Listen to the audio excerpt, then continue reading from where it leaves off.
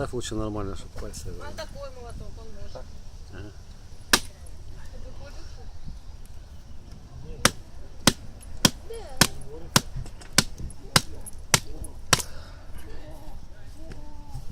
А то приходят специалисты, говорят, напильник это хрупкий металл.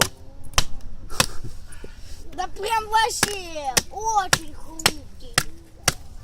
Прям даже обычную деревяшку рубает, блин, которая очень-очень сухая и старая уже. Ну не старая,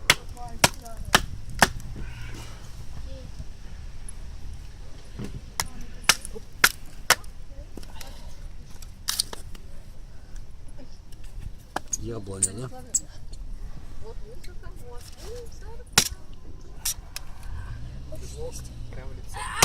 хочу, блин! Ой, хочу!